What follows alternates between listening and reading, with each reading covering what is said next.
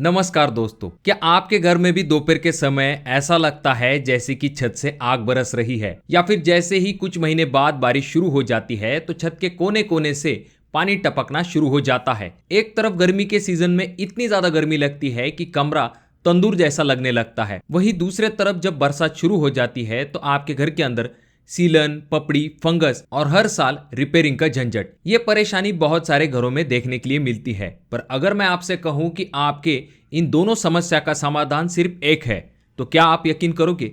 जी हाँ दोस्तों, मार्केट में ऐसे केमिकल आते हैं जो कि आपको गर्मी से तो राहत देते हैं, पर बरसात के सीजन में यह आपके छत को लीकेज से भी बचाने का काम करते हैं। तो इसी तरह से आज हम एक केमिकल के बारे में देखने वाले हैं जो कि है बर्जर के तरफ से आने वाला रूफ कूल एंड सील। इसका फुल प्रैक्टिकल प्रोसीजर हम देखेंगे, बिल्कुल स्टेप बाय स्टेप, क्योंकि बहुत बार ऐसा देखा जाता है कि केमिकल तो हम सही चुन लेते हैं, पर उसे जब हम प्रॉपर तरीके से नहीं लगाते हैं तो हमें अच्छे रिजल्ट्स नहीं मिलते हैं। यानी कि कुछ महीनों बाद आपकी छत जो है वहां से लीकेज की समस्या दिखाई देना शुरू हो जाती है। तो इसीलिए आज के वीडियो में हम एकदम प्रॉपर और स्टेप बाय स्टेप तरीके से देखेंगे कि आपको इस केमिकल को किस तरह से अप्लाई करना है, ताकि आप अपने कारीगर को एकदम कॉन्फिडेंटली बता सको कि कौन से स्टेप के बाद कौन सा स्टेप है, रेशो किस तरह से लेना है और कितने कोट का इस्तेमाल करना है। अब इस वीडियो में हम कुछ और भी इंपॉर्टेंट पॉइंट देखेंगे, जैसे कि ये जो केमिकल है इसकी वारंटी कितनी होती है, कवरेज कितना होता है, यानी कि 1 लीटर में ये केमिकल कितना कवरेज दे सकता है 3 कोट के लिए, और सबसे इंपॉर्टेंट चीज वीडियो के एंड में हम ये देखेंगे कि इस कोट को अप्लाई करने के लिए आपको कितना खर्च आ सकता है, यानी कि पर स्क्वायर फीट कॉस्ट भी हम इस वीडियो में देखने वाले हैं। तो कुल मिला के वीडियो काफी काम की और इंटरेस्टिंग होने वाली है, इसीलिए वीडियो को पूरा जरूर देखें।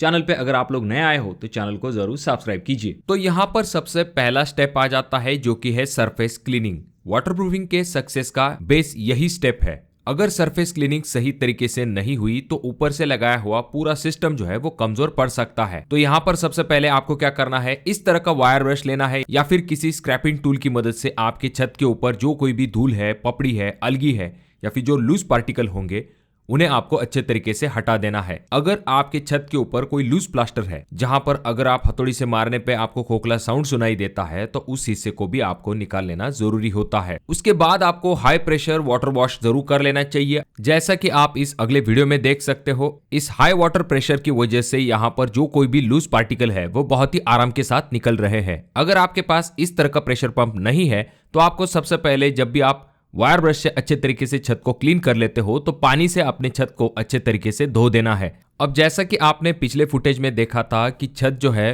क्लीनिंग करने से पहले कैसी दिखाई दे रही थी और अब क्लीनिंग करने के बाद किस तरह से दिखाई दे रही है। अब इसके बाद आता है सेकंड स्टेप जो कि है क्रैक फिलिंग या फिर रिपेयर वर्क। जहां पर भी आपको क्रैक दिखाई दे रहे हैं वहां पर आपको बर्जर क्रैक फिल पेस्ट से उन क्रैक को अच्छे तरीके से भर देना है, और आपको क्रैक को सिर्फ ऊपर ऊपर से कवर नहीं करना है बल्कि अच्छे तरीके से इसे, ताकि गैप जो है वो प्रॉपर तरीके से सील हो सके। इसके बाद आपको सरफेस को स्मूथ फिनिश देनी है ताकि ऊपर का कोट जो है वो अनइवन न लगे। अब यहाँ पर आता है तीसरा स्टेप जिसमें कि हम छत के ऊपर फर्स्ट कोट अप्लाई करेंगे, जिसे कि हम प्राइमिंग कोट भी कह सकते हैं। यहाँ पर सबसे पहली चीज जिसके तरफ आपको ध्यान देना है वो है डाइल्यूशन रेशो। ये सबसे क्रिटिकल पार्ट है। डाइल्यूशन रेशो में आपको ये ध्यान में रखना है, फर्स्ट कोट आपको जो है 2:1 के रेशो में अप्लाई करना है, यानी कि 2 part is material and 1 part is water. Example के लिए अगर आप 6 litre Berger roof cool and seal ले रहे हो तो उसमें आपको 3 लीटर तक पानी जो है वो मिला सकते हो। मिक्सिंग को आपको अच्छे तरीके से करना है ताकि कंसिस्टेंसी जो है वो यूनिफॉर्म हो जाए। मिक्सिंग अधूरी नहीं होनी चाहिए वरना एप्लीकेशन अनइवन हो सकता है। तो पहला कोट आपको किस तरह से अप्लाई करना है, तो जितना पॉसिबल हो सकता है जो कॉर्नर्स है उनके ऊपर आपको सबसे पहला कोट जो है वो ब्रश से अप्लाई करना है। ब्रश के साथ आप रोलर का भी इस्तेमाल कर सकते हो। ब्रश इस्तेमाल करने का फायदा ये होता है कि मटेरियल जो है वो छोटे छोटे जो पोर्स या फिर जो नसें होती है उनके अंदर अच्छे तरीके से बैठ सकता है, जिससे कि बॉन्डिंग जो है वो मजबूत बन जाती है। अब पहला कोट आपको सिर्फ आपके टेरेस के ऊपर अप्लाई नहीं करना है बल्कि जो दीवार है उसके ऊपर भी अप्लाई करना है, जैसे कि आप यहाँ पर देख सकते हो। आपका पैरापेट का जो टॉप होता है उसके ऊपर भी आप इसे अप्लाई कर सकते हो। साथ में जो कॉर्नर जॉइंट्स होते हैं, सनशेड, छज्जा, ऐसी चीजों के ऊपर भी आपको टेरेस सरफेस के साथ इस कोट को अप्लाई करना है। और जब भी आप इसे छत के ऊपर अप्लाई करने वाले हो तो जो पहला कोट है अगर आप उसे वर्टिकल डायरेक्शन में करते हो तो जो दूसरा कोट होने वाला है उसे आपको हॉरिजॉन्टल डायरेक्शन में अप्लाई करना है। तो अब दोस्तों ये जो पहला कोट है इसे हमने कंप्लीट कर लिया है। अब इसे हम अच्छे तरीके से सूखने के लिए छोड़ देंगे। आपको कम से कम एक कोट से लेकर दूसरे कोट के दरमियान 6 घंटे का गैप जरूर रखना चाहिए, जिससे कि पहला कोट जो है वो अच्छे तरीके से सूख सके। अब यहाँ पर हम सेकंड कोट को अप्लाई करेंगे। जब भी हम सेकंड कोट को अप्लाई करने वाले हैं तो पहली चीज आपको ये ध्यान में रखना है कि आपको उस सेकंड कोट के अंदर पानी को बिल्कुल भी इस्तेमाल नहीं करना है। मटेरियल जैसा है वैसा ही आपको डायरेक्टली यूज करना है। एप्लीकेशन मेथड में सबसे पहले आपको कॉर्नर, एजेस और जॉइंट में ब्रश से पहले डिटेलिंग कर लेनी चाहिए। उसके बाद बड़े एरिया पे आपको रोलर की मदद से इस कोट को अप्लाई करना है। जैसे कि हमने देखा पहला कोट हमने वर्टिकल अप्लाई किया था, अब ये जो कोट है हम हॉरिजॉन्टल अप्लाई करेंगे। रोलर को आपको यहाँ पर बहुत ज्यादा दबाकर नहीं चलाना है, हल्के और कंट्रोल प्रेशर के साथ आपको इसे चलाना है ताकि कोट की जो थिकनेस है वो यूनिफॉर्म रहे। अब यहाँ पर अगला स्टेप आ जाता है जिसमें कि हम थर्ड कोट को अप्लाई करेंगे। जब हमारा सेकंड कोट अच्छे तरीके से सूख जाएगा, यानी कि लगभग आप 6 घंटे तक का गैप दे सकते हो, जब ये अच्छे तरीके से सूख जाएगा उसके बाद जाकर आपको थर्ड कोट को अप्लाई करना शुरू करना है। अब जब भी आप थर्ड कोट को अप्लाई करने वाले हो तो वहां पर भी आपको ये ध्यान में रखना है कि इस कोट को भी आपको अनडाइल्यूटेड यानी कि बिना पानी का ये कोट जो है इसे आपको अप्लाई करना है। डायरेक्टली आप मटेरियल को इस्तेमाल कर सकते हो। ये फाइनल प्रोटेक्टिव लेयर की तरह काम करता है, इसीलिए आपका जो एप्लीकेशन है वो इवन होना चाहिए। ये जो कोट है ना आपको ज्यादा पतला रखना है ना ज्यादा मोटा रखना है। और इस तरह के आसान स्टेप करने के बाद आपका ये जो टोटल प्रोसीजर है Berger roof cool and seal को लगाने का ये कंप्लीट हो जाएगा। अब आपकी छत रेडी है, चाहे गर्मी हो या फिर बरसात हो, ऐसी चीजों का सामना करने के लिए।